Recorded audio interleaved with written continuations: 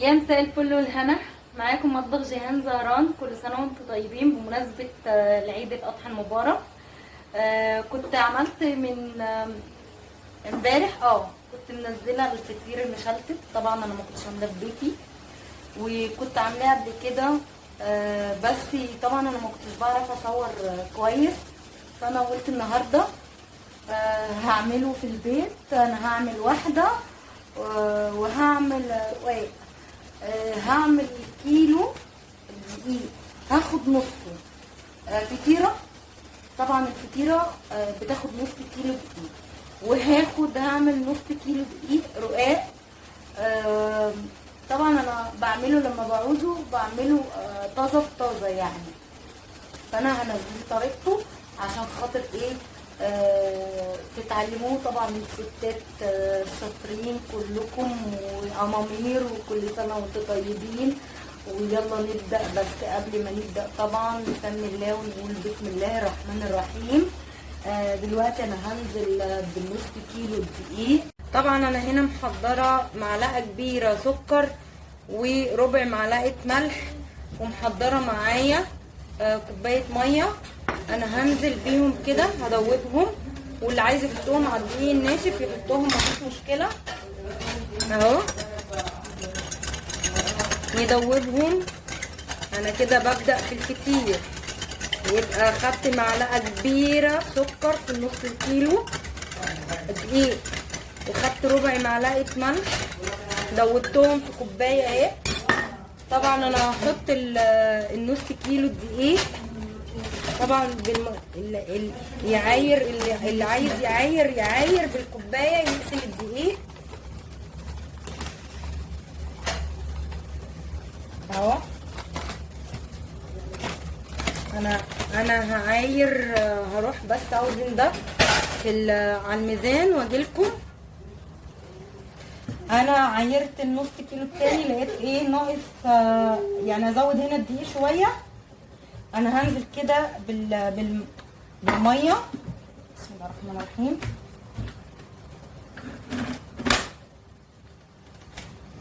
طبعا اللي ما عندوش عجانه يدعك عادي كده بايده، يعني مفيش مشكله. انا امبارح عاملاه عندنا بايدي عادي. انا هحط الكوبايه دي كلها.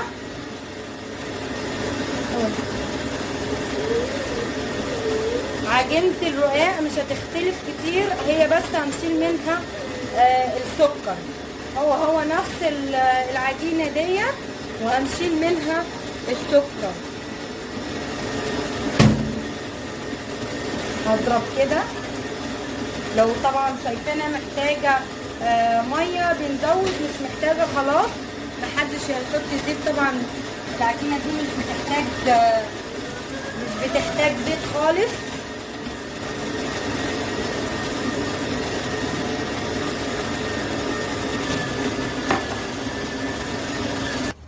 خلاص كده انا خلصت العجن بتاع الفطيره. زي ما انتم شايفين كده العجينه يا دوبك بتعمل تلزيقه بسيطه قوي، وما بتمسكش وما بتطلع يعني. اهو انا عايزاها كده زي ما احنا شايفين العجينه كده. دلوقتي هنقطعها. انتوا شايفين ادي العجينه ديت الواحده. انا ممكن اكورها 12 كوره، بس اول كوره بتبدا صغيره، بعدين بندرج اكبر فاكبر فاكبر. ممكن اكورها 6 كور حسب طبعا انتي حابه تعمليها ازاي.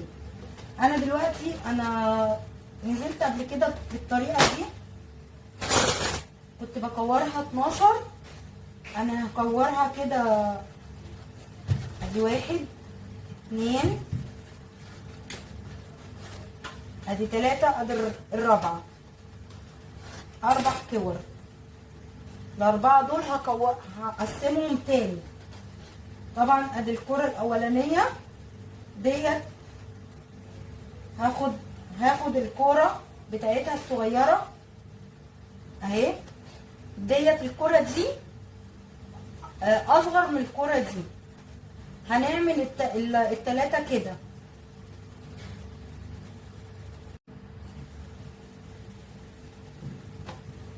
طبعا هنا بقى هناخد حسب الكبيرة الصغيرة في الأكبر يعني، زي ما انتوا شايفين كده. طبعا اللي بيلين العجينة معاكي، اللي بيلين العجينة وتفرد كويس هو الزيت. يا رب يكون الفيديو واضح والتصوير واضح، لان انا ما بعرفش اصور. بتمنى ان يكون معايا حد عشان يصورني. ويلا بقى يا جماعه اعملوا لي لايك للفيديو ده. انا هاخد كده الزيت بتاعي ده وهغطي طبعا العجينه. غطيتها عشان الوش ده مش عايزاه يقشف وينشف. وطبعا الزيت ده هاخد منه وانا بشتغل، مش هيترمي. ولو احتجت اخد من ايه، من الازازه. فانا هغطيها دلوقتي وهسيبها حوالي ربع ساعه. ودلوقتي بقى انا هشتغل في هشتغل في الفطيره. ودلوقتي بقى انا هشتغل في الفطيره. وقبل ما نشتغل فيها برضه نقول بسم الله الرحمن الرحيم. وانا ما قعدتش ربع ساعه بس، ده انا قعدت اكتر من ربع ساعه عقبال ما عملت الغدا وكلنا وكده انا وفيروز. وبدات اشتغل باكتر من ساعه يعني. هو الفطير طول ما انت اديتي له راحته كويسه هيفرق معاكي كويس. طبعا زي ما الفطاطر مثلا انت بتنزلي تقولي له انا عايزه فطيره، هيقول لك مش اقل من ساعه. طبعا انا هاخد اول كوره كده وهفرد. انا غاسله طبعا الرخامه خلاص، وهاخد شويه زيت بس كده.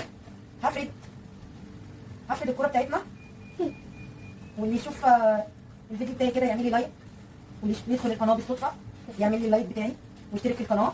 حتى اول واحده فردتها. افردي، حطي الاول الزيت. خدي من الزيت اللي احنا حاطينه دوت ماشي. احتجتي تاني بتاخدي طبعا. انا معايا ازازه فاضي. ما تخافيش لو العجينه بتاعتك اتقطعت بالطريقه دي، بس كده كده هتفردي واحده جوه واحده، واحده جوه واحده، فما تقلقيش. افرديها اهي. قطعت. ما تخافوش ما تخافوش. اهو بصوا انا عملت ايه. شفتوا ادي. اللي مش هتعرف تعملها كبيره كده اسكتي، تكورها زي ما انا اتعلمتها كده. كورتها صغيره يعني، عملت واحده 12. خدي السمنه اهي، افردي كده. تيجي بالشكل الجميل القمر. خدي بقى الطرف ده نصصي اهو. ادي الطرف ده كمان، وادي الطرف ده، وتخلوها على جنب كده لوحدها. طبعا هتاخدوا زيت وتحطوها عشان ما تلزقش. خلاص هناخد بقى الكره اللي بعديها نشوف اكبر كره وراها على طول اهي. بس كده بتفردي كده العجينه بتاعتك او الفطيره بتاعتك. بصوا بتاخد وتدي معاكم، بس اهم حاجه تكون ايدك فيها زيت والارضيه زيت عشان تعرفي تفردي بالطريقه دي. تاخد وتدي معاكي في الفرق. بس كده. طبعا فيروز عرفاني في كل فيديوهاتي وكل تصويري ما بعرفش اعمل منها حاجه خالص. ربنا يهديها، تعباني جدا جدا. خدنا الثانيه وسعنا الدايره كده. اسكتي يا فيروز اهي اهو. هاخد السمنه. طبعا هي بتحتاج سمنه كتيره. عندك قشطه بقى، لو عندك قشطه بتحطي على الوش. انا كان عندي خساره ما طلعتهاش، نسيت خالص خالص. انا شايلاها في الفريزر، هروح اطلعها يمكن تفك معانا ما نخلص كده اهو. ما عندناش طبعا عادي، احنا عاملينه بالسمنه البلدي.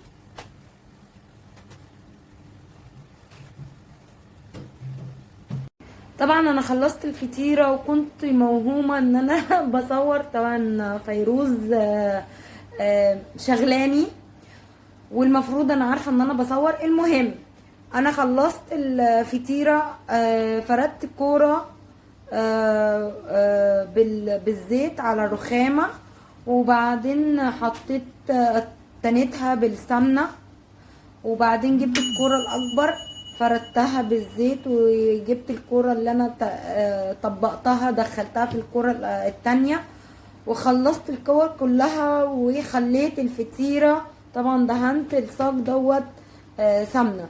خليت الفطيره ترتاح، سيبيها ترتاح. عايزه تريحيها نص ساعه في ايدك حاجه عايزه تخلصيها وبعد كده تشتغلي في الفطيره براحتك. كل ما هتريحي الفطير كل ما هيبقى كويس وهيديكي طعم احلى وهيديكي في الفرد كمان. دلوقتي زي ما انتوا هتشوفوا انا دلوقتي كمان مسخنه الفرن، بسخنه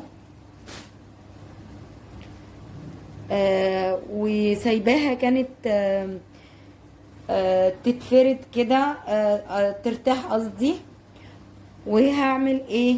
هفرد بايدي اهو زي ما انتوا شايفين كده.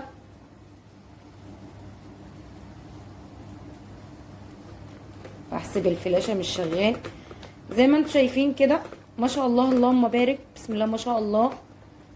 طبعا انا كمان طلعت القشطه زي ما قلت لكم اهو. افردوا في الفطيره بسم الله ما شاء الله بتفرد معاكم زي ما انتوا شايفين كده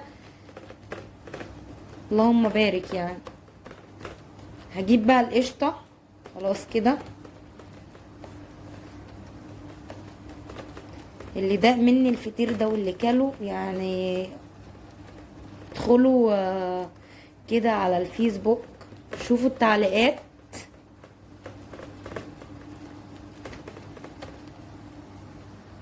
هاخد بقى من القشطه بتاعتي اللي انا طلعتها وهدين. قلنا مفيش قشطه ما يجراش حاجه، احنا عاملينها بالسمنه البلدي اهو.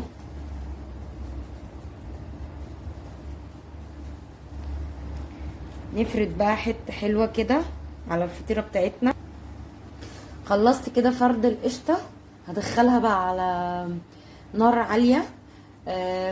انا عندي بدخلها في الفرن الكهرباء من تحت، لكن بدخلها في الفرن بتاع البوتاجاز بحطها في الرف الوسطاني وعلى نار عاليه. والفرن الكهربائي بشغله من فوق ومن تحت. ويلا نروح نحطها. بس قبل ما احطها اشتراك في القناه ولايك لمطبخ جيهان زهران. اروح بقى احطها والحق اعمل الرقاق وهي فيروز نايمه الشويه بتاعتها. وزي ما انتم شايفين الفطيره بتاعتنا طلعت ما شاء الله شكلها تحفه. اهم حاجه تتعمل كده اهي. غطوها وسيبوها تعرق مع نفسها هتطرى. دلوقتي بقى انا بفتح عليها واوريها لكم. انا حطيتها في كيس برضو عشان اخليها تطرى اكتر. ودلوقتي بقى انا هبدا في الرقاق.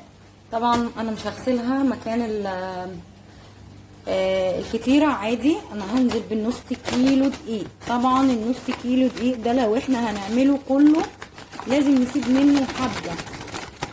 ليه؟ عشان احنا بنفرد الرقاق بالدقيق. فانا عندي دقيق فانا هحط النص كيلو. هستخدم من الفرق من اللي عندي للفرق. حطيت النص كيلو دقيق وحطيت ربع معلقه ملح وهنزل كده بالميه. انا هاخد الكوبايه ديت سبت منها شويه. هفتح بقى على العجانه بسم الله الرحمن الرحيم اهو. نشوف بقى لو محتاج ميه هنحط، مش محتاج خلاص. بس خلوا بالكم ما تزودوش ميه كتير عشان ما تضطروش تزودوا في دقيق. واللي لسه ما حطش اللايك بقى يحط لايك لمطبخ جيهان زهران واشتراك للقناه. وقلنا اللي ما عندوش عجانه هيعمل بايديه عادي مفيش مشكله.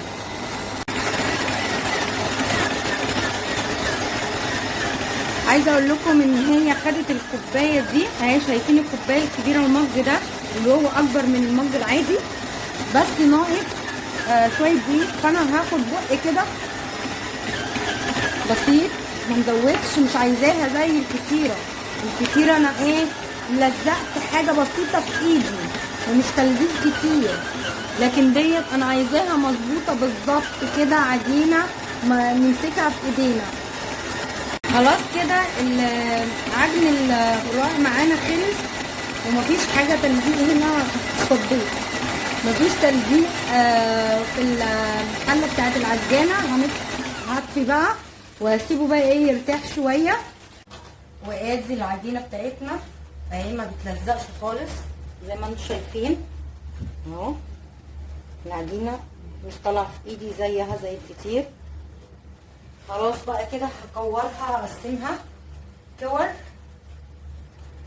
واسيبها ترتاح. ادي كوره، نسيبهم بقى ترتاح عشان تتفرد معانا كويسه. هنغطيها، واهم حاجه العجينه ترتاح. واللي لسه ما عمليش اللايك يلا يحط اللايك. خلاص كده انا كورت النص كيلو بتاعنا دقيق. طلع كام كرة؟ ادي 10، يعني هيطلع معانا 10 رقاقات للنص كيلو. يعني ما شاء الله احسن من بره. طبعا الدقيق الكيلو، انا بجيب الكيلو الدقيق اكياس. الكيس دوت انا جايباه ب 17 جنيه. الرقاق بره بيتباع الكيلو ب 45 جنيه. يلا بقى نشتغل قبل ما فيروز تصحى. خلاص بس انشف زي ما انتم شايفين. دي عصايه نقشه. العصايه ديت انا جبتها جديده مش قديمه، ما كانتش عندي، اشتريتها جديده وقسمتها وغسلتها طبعا وبفرد بيها. انا هحط الدقيق بتاعي اهو زي ما انتم شايفين كده. هو هاخد بقى الكوره اهو، هفرد احطها، بس اخدها من تحت وفوق بالدقيق اهو زي ما انتم شايفيني كده. ومحضره صاج، ومحضره بتاعه الكريب انا بعمل بيها. شوف انا هشتغل على انهي واحده، اشتغل بالصاج ولا بصينيه الكريب اهو زي ما انتم شايفين كده. اهو خدوا الطرف اعملوا كده، بسم الله الرحمن الرحيم اهو. افردوا تاني الدقيق بتاعكم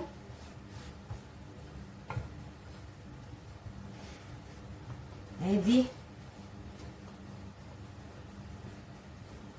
ايدكم راحة جاية كده. يا رب يكون الفيديو واضح. بسم الله الرحمن الرحيم اهو. شايفيني اهو، شايفين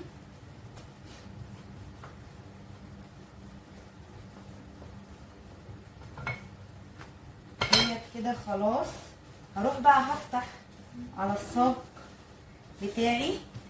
الحته ديت تخينه. ايدك هي احساسك اللي هتشوفي فيها. هتحسي ان انهي حته عاليه وتعوز تتفرد.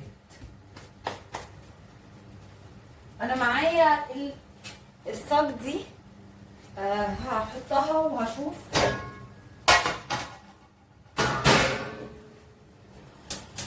طبعا انا مش غاسله البوتاجاز عشان كده هيتبهدل من الدقيق دوت. زي ما انتم شايفين هناك الصاج على النار وبيسخن. هاخد بقى هنفض الرقايه بتاعتي كده من الدقيق. يا رب يكون الفيديو واضح اهو. وهروح بسم الله الرحمن الرحيم ارمي كده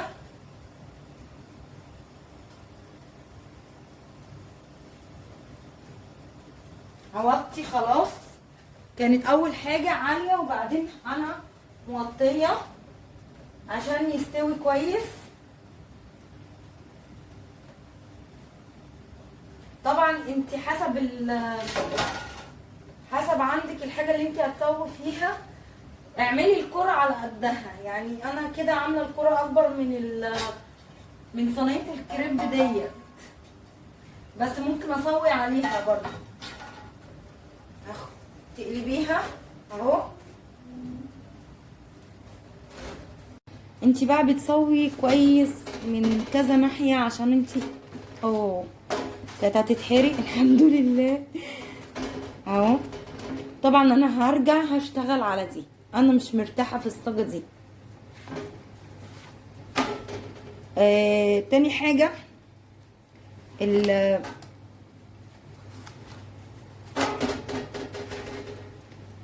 اهو خلاص دي. تاني حاجه الدقيق دوت اللي بيتحرق ده بننشفه. بصوا بقى الصينيه بتاعت الكريب عامله ازاي. دي اللي انا مرتاحه فيها بصراحه. انا قلت اجرب على الصاجه الاولانيه. طبعا احنا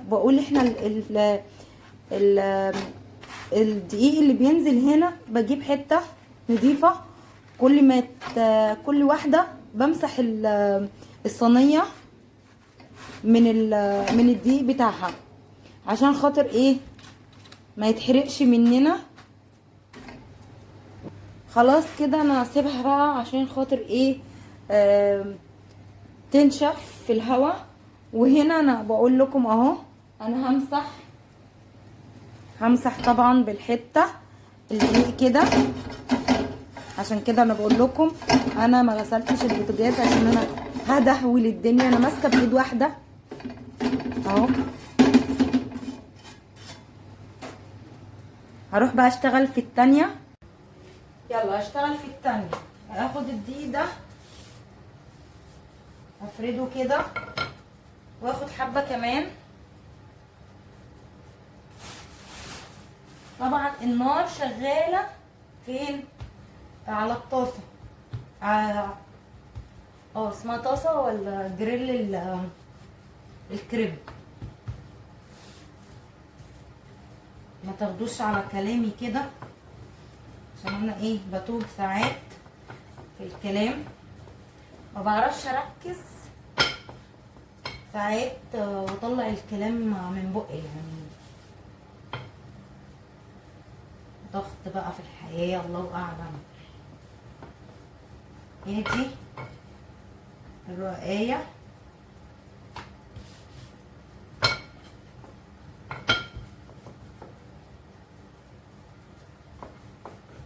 دي هتطلع شكلها صغيرة، الكرة بتاعتها صغيرة اهو.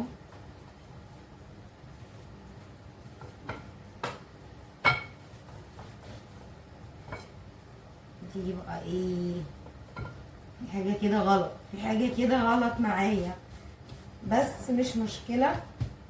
خلاص هنفضها وهروح على على الطاسة، على الجريل. اسفة لسه بقول، لسه بنقول لسه بقول ما بجمعش الكلام. وبعدين انا بعمل بسرعة عشان خاطر فيروز. ادي التانية ومش مشكلة دول. خلاص اهو. خلاص هنقلبها كده. لسه عليت عليها النار مادام انا واقفه جنبها عشان اخلص بقى. هقلب خلاص اهو. شفتوا اللون بقى. الصاجه التانية مش حلوه فعلا. ما ارتحتش الا في ديت. حتى اول مره عمايل كنت بعمل في ارجعوا الفيديو الاولاني كنت بجرب في كذا حاجه. يعني جربت في البوتاجاز من تحت ما ارتحتش، في الاخر ارتحت بقى في الجريل بتاع الكريب دوت. ادي قلبناه تاني عشان يكمل سوا الناحيه التانية. طبعا وانتي بتروحي تعملي التالتة او الباقي بتوطي على الجريل بتاعك او الطاسه بتاعتك او ايا كان بقى انت بتعملي على بتوطي النار عشان خاطر ما تسخنش قوي. وبتمسحي الدقيق دوت عشان ده اتحرق. خلاص كده اهو.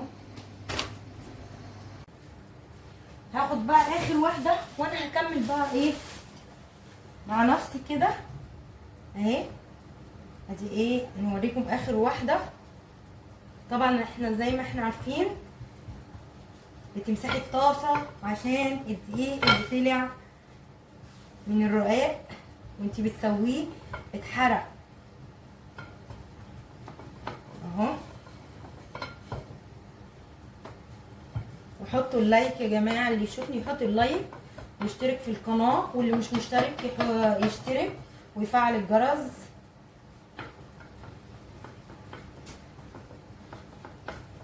ادي الدقيق، هو بياخد دقيق كتير ناشف.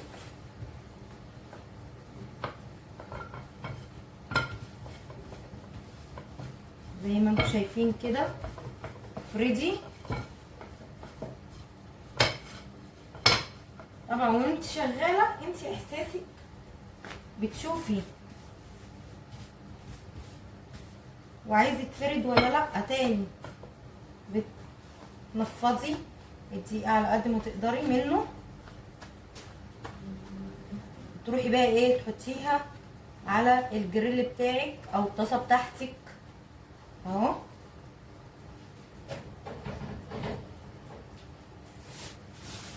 واسيبكم بقى واكمل انا، ارجع لكم في الاخر. دي معانا اهو الرقاق اهو زي ما انتم شايفين شكله عامل ازاي. واللي وصل معايا للفيديو لحد دلوقتي يعمل لي لايك